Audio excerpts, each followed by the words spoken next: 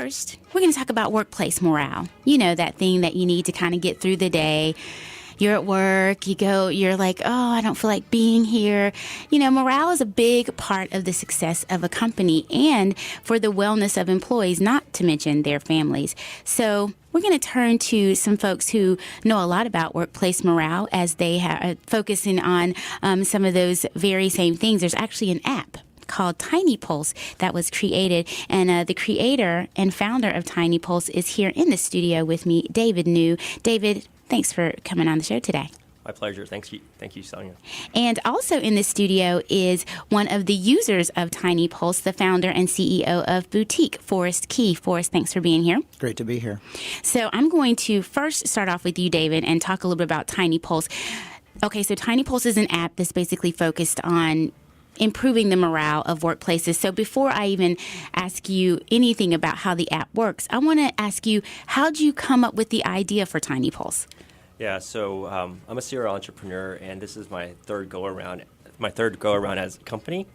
And recently, I had some big life changes and got married and had a baby daughter. So in February this year, I decided that I was going to sell everything, stuff everything else in storage, and decided to buy one-way tickets for my wife and my daughter, and we went to New Zealand. And the goal was twofold. One, I wanted to create some amazing shared memories with my young family. And then two is the part I love the most about being an entrepreneur is the management and the growth of people. So I decided that I was going to go around and interview entrepreneurs, especially that people weren't in the tech industry that I was in, like the winemaker in Auckland, the fruit trader in Shanghai, or the financial services consultant in Seoul, and ask them for best practices and wins, and more importantly, boo-boos and stubbed toes when it came to I like your names. Boo-boos, stubbed toes, wins. Got it? When it came to managing people. So I blogged about that and felt like I was giving back to entrepreneurs since I learned so much from those before me.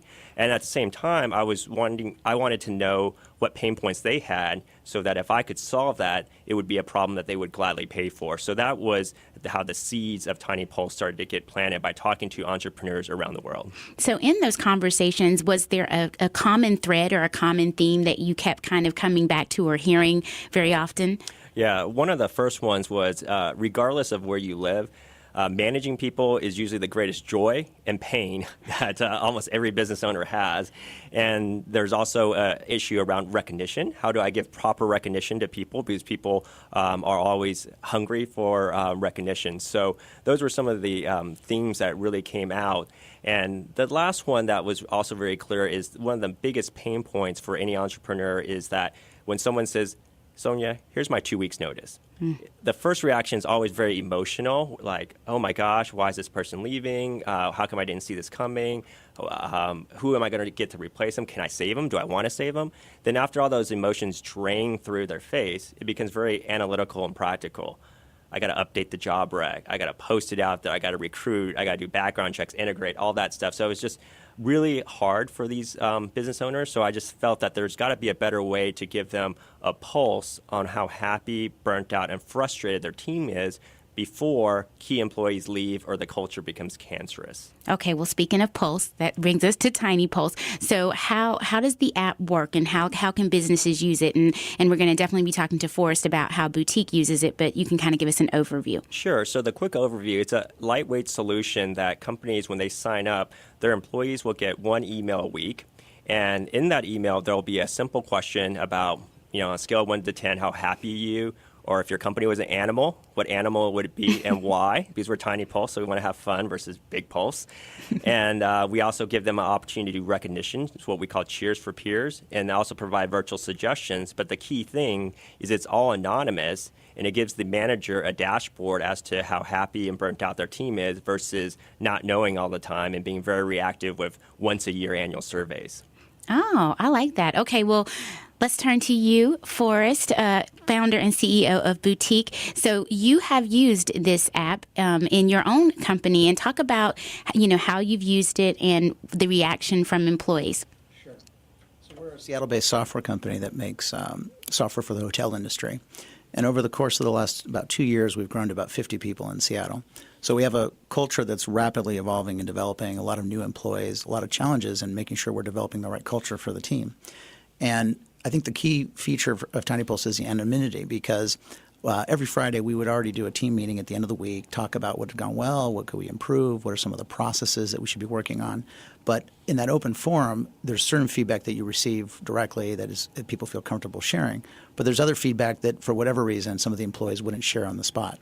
So when we started to use TinyPulse, it was a revelation, because we started to hear very different things, some of it very positive, some of it more constructive, indicating areas that we needed to work on. And just as a silly example, some of the very obvious things that we should have seen but we didn't included some comments about the noise in the office. We have music on during the day, for example, and some employees loved it and some employees didn't.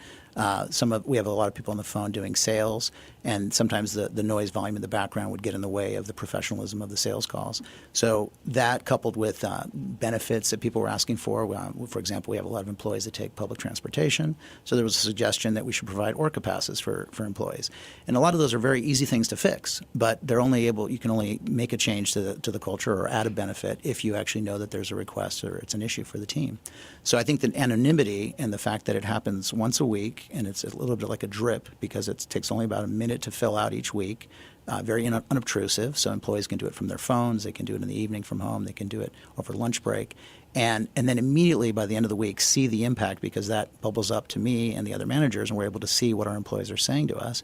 We have an open discussion about the feedback, and literally by the next week we've already made changes and implemented some of the changes we're hearing from. That's impressive. So what are some of the stories or reactions that you've received from employees?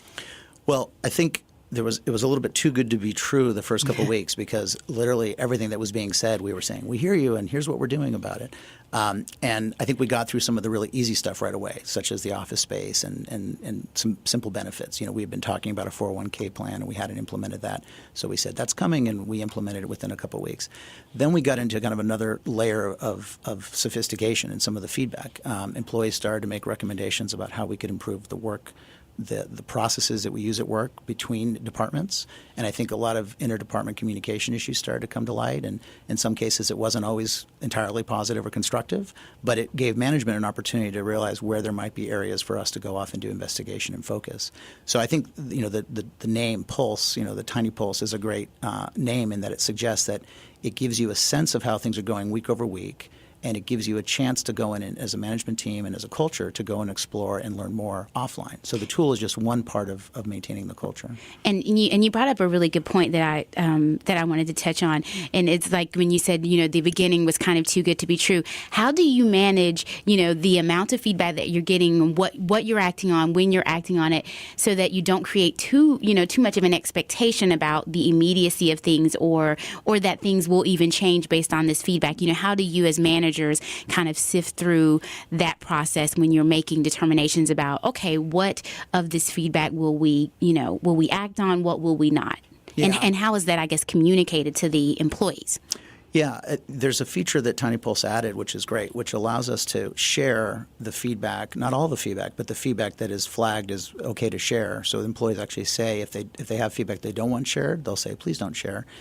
In fact, we have some employees who don't trust the anonymity component, and we had one employee write, kind of in broken English, me afraid write like I normally write, me write funny. So there's a real desire for anonymity for some employees. Others are very comfortable shouting it out in front of their peers. So depending on the type of feedback, we process that feedback and use it differently.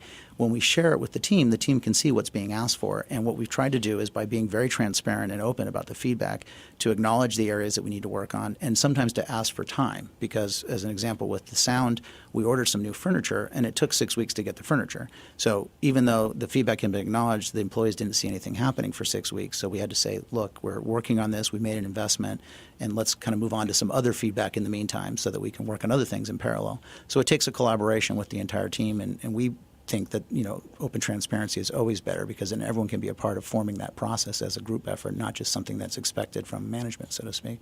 Oh, that sounds really great. I mean, that sounds like you guys really got a handle on it. How long have you been using the TinyPulse app? I think we were one of the first beta testers, David. So how long has that been now? About 3 months? Yes, about 3 months. About 3 months. Okay. So what's some reaction that you've received from other companies that are now using TinyPulse? Yeah, I think one of the things is people are, they realize as a leader, they're going to be a little bit vulnerable. When they ask for feedback and it's anonymous, they think, People are just going to talk about money, or they're going to maybe slam the company. But what we found is that's not usually the case. And when I look at the feedback that's coming through, very oftentimes it's very, very constructive, and it could be very simple things. For example, someone might say, can we get a second coffee pot that's decaf only?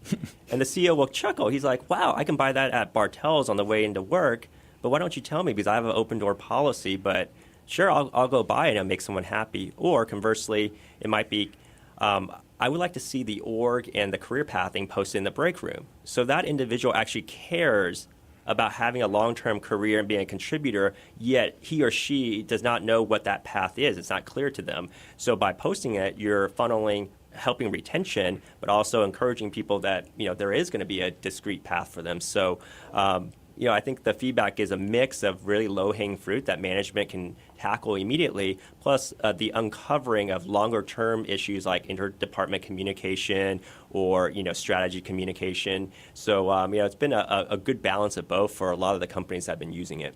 Well, it does sound like a good balance of both. And so I guess I'm going to end with one question for both of you, and I'll start with you, Forrest, in terms of if you had to recommend this TinyPulse to another company, talk about why you would make this recommendation.